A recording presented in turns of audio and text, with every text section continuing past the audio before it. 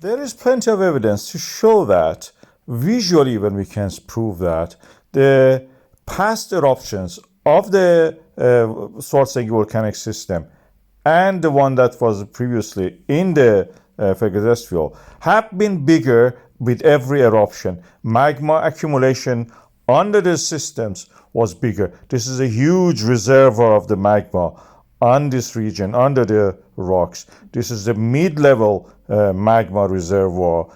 And every eruption, although it was delayed, but the volume of the magma accumulating was increasing. You can see the rising level, the volume of this magma accumulation increases with every eruption, even with the 2 consecutive eruptions. And this is now, we can see that the same trend has started. We can see the magma is collecting. The past 2-3 eruptions were very similar to the one actually erupted in the 2021 in the Fegedesfjall. A deeper source is delivering the magma probably to the shallower source. From there, it erupts to the surface.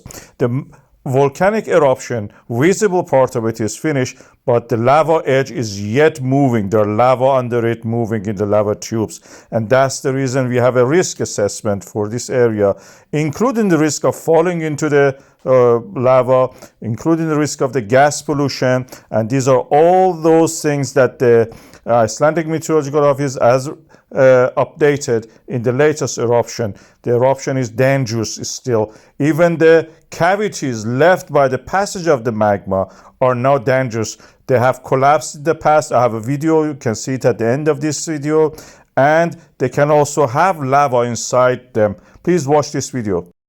Earlier today we saw something very strange. The whole lava lake was empty. This is the KayOne volcano, and this is the Reykjanes Peninsula of Iceland, latest episode of the volcanism. As you can see here, we have just a glow reflected from the walls of this emptied lava lake. It is just a chasm at the moment.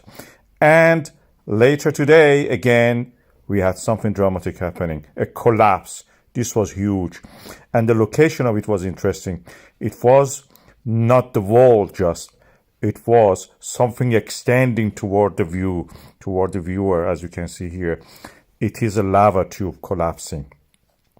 And I will play it again for you. This is 2 times, of course. I will play it in real time so you can see actually how it collapses. This is the real time, and you can see first part collapsing is closer to us actually. So if anybody was there thinking that they're away from the rim of this lava lake, they were the first to go down if the collapse was happening at that time. I'm telling this because people, visitors, we have been seeing them going to the area, walking to the rim, looking at it. There was even some videos of that. And this is dangerous. I've reversed it again. You can see that. And the first part collapsing is the part that is away, probably around 50 to 100 meters away from the rim. And this is collapsing.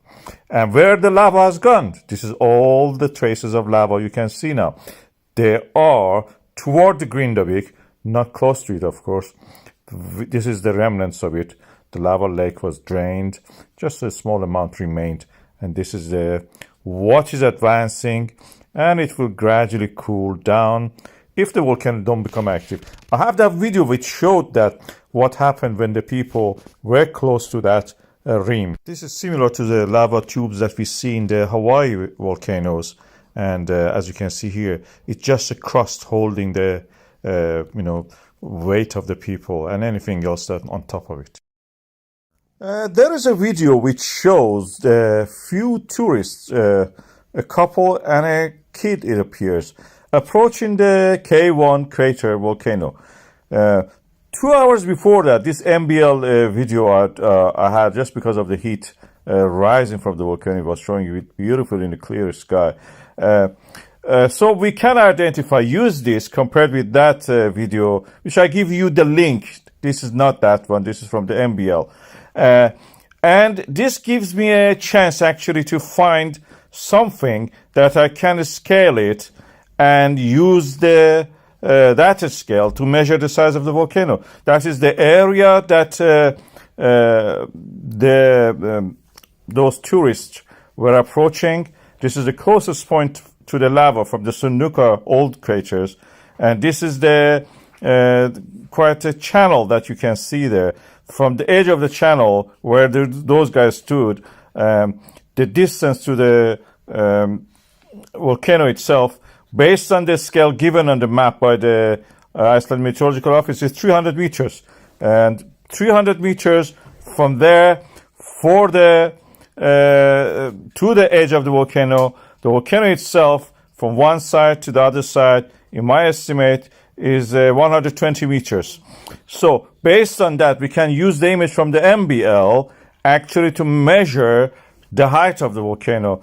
This is the area that those familiar features stand in the white rectangle, point the base of the cone, and you can see 120 meters for start from there to the end of that other side.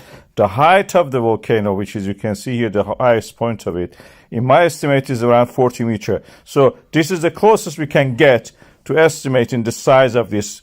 And 40 meter looks realistic, and this is the height of that. I give you the link to that original video that I was talking about, and you can watch that also. I recommend you watch it and enjoy the view anyway.